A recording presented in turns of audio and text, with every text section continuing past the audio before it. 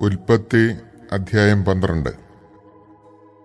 കർത്താവ് അബ്രാമിനോട് അരുളിച്ചെയ്തു, നിന്റെ ദേശത്തെയും ബന്ധുക്കളെയും പിതൃഭവനത്തെയും വിട്ട് ഞാൻ കാണിച്ചു തരുന്ന നാട്ടിലേക്ക് പോവുക. ഞാൻ നിന്നെ വലിയൊരു ജനതയാക്കും, നിന്നെ ഞാൻ അനുഗ്രഹിക്കും, നിന്റെ പേര് ഞാൻ മഹത്തമമാക്കും.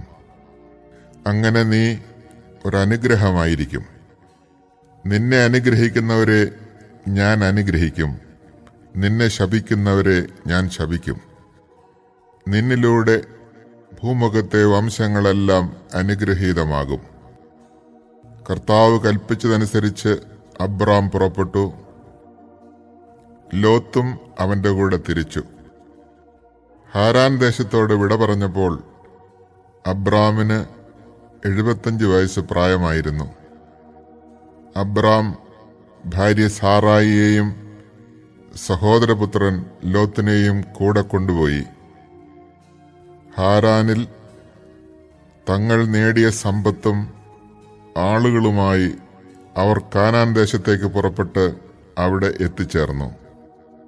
അബ്രാം ആ ദേശത്തിലൂടെ സഞ്ചരിച്ച് ഷെഖേമിൽ മോറയുടെ ഒക്കുമരം വരെ എത്തി. അക്കാലത്ത് കാനാൻകാർ അവിടെ പാർത്തിരുന്നു. കർത്താവ് അബ്രാമിന് പ്രത്യക്ഷപ്പെട്ട് അരുളിച്ചെയ്തു, ഈ നാട് നിന്റെ സന്തതികൾക്ക് ഞാൻ കൊടുക്കും. തനിക്ക് പ്രത്യക്ഷപ്പെട്ട കർത്താവിന് അബ്രാം അവിടെ ഒരു ബലിപീഠം പണിതു. അവിടെ നിന്ന് അവൻ ബഥേലിന് കിഴക്കുള്ള മലമ്പ്രദേശത്തേക്ക് കടന്ന് അവിടെ ബഥേലിന് കിഴക്കും ആയിക്ക് പടിഞ്ഞാറുമായി താവളമടിച്ചു. അവിടെ ഒരു ബലിപീഠം പണിത് കർത്താവിന്റെ നാമം വിളിച്ചു. അവിടെ നിന്ന് അബ്രാം നെഗേബിന് നേരെ യാത്ര തുടർന്നു. അവിടെ ഒരു ക്ഷാമമുണ്ടായി. കടുത്ത ക്ഷാമമായിരുന്നതിനാൽ ഈജിപ്തിൽ പോയി പാർക്കാമെന്ന് കരുതി അബ്രാം അങ്ങോട്ട് തിരിച്ചു.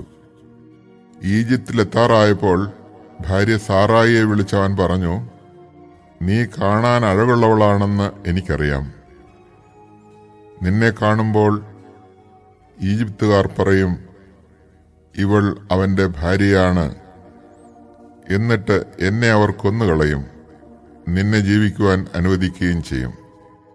നീ മൂലം എനിക്ക് ആപത്തുണ്ടാകാതിരിക്കാൻ നിന്നെപ്രതി അവർ എൻ്റെ ജീവൻ രക്ഷിക്കാൻ വേണ്ടി നീ എൻ്റെ സഹോദരിയാണെന്ന് പറയണം.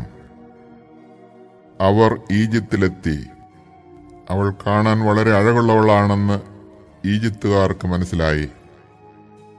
അവളെ കണ്ടപ്പോൾ ഫറവോയുടെ സേവകന്മാർ അവളെപ്പറ്റി ഫറവോയോട് പുകഴ്ത്തി പറഞ്ഞു. അവൾ ഫറവോയുടെ കൊട്ടാരത്തിലേക്ക് ആനയിക്കപ്പെട്ടു.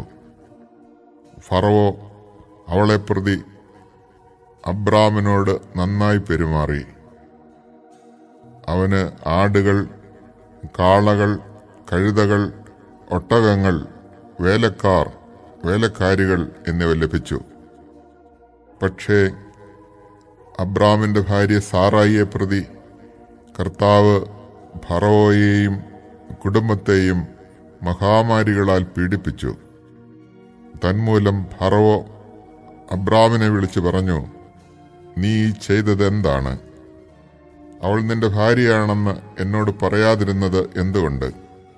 അവൾ സഹോദരിയാണ് എന്ന് നീ പറഞ്ഞതെന്തിന്? അതുകൊണ്ടല്ലേ ഞാൻ അവളെ ഭാര്യയായി സ്വീകരിച്ചത്. ഇതാ നിന്റെ ഭാര്യ, അവളെയും കൊണ്ട് സ്ഥലം വിടുക. ഫറവോ തന്റെ ആൾക്കാർക്ക് അബ്രാമിനെക്കുറിച്ച് കൽപ്പന കൊടുത്തു.